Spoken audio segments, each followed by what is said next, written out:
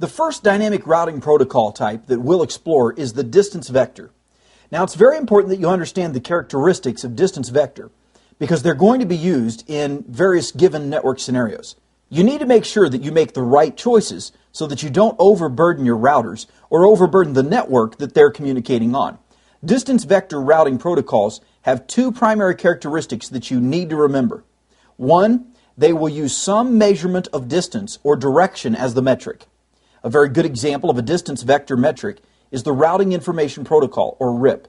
It uses hop counts, which are the number of transit routers in each path between a source and destination, to identify the shortest path. Now, we know from our previous discussions that the shortest path is not necessarily the best path. So distance vector routing protocols may or may not always have the best metric. The other main characteristic of distance vector protocols is that they broadcast their entire routing table at specific time intervals. However, for stable networks that undergo little or no change in several years, it gets a little annoying to receive the entire routing table from every router on the network. Let's look at some of the examples of distance vector protocols.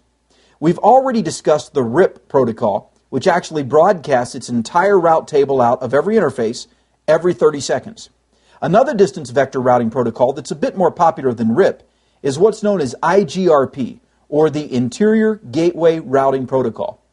This is a Cisco proprietary routing protocol, which has been created to alleviate some of the limitations of RIP, namely not using only hop counts as its primary metric.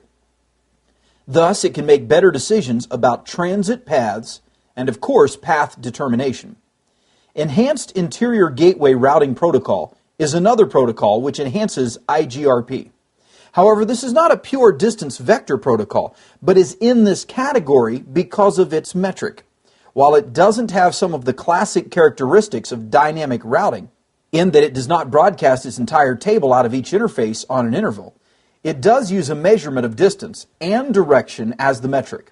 Although it is much more sensitive to line conditions than both Igrp and RIP, EIGRP actually has characteristics of both types of routing protocols. Thus, it's going to show up on both lists.